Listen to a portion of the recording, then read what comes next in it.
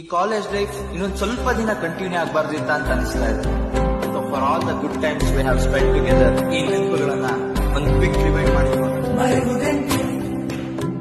ಕಳೆದಿರೋ ದಿನಗಳಲ್ಲಿ ಎಳೆಯ ತಂತು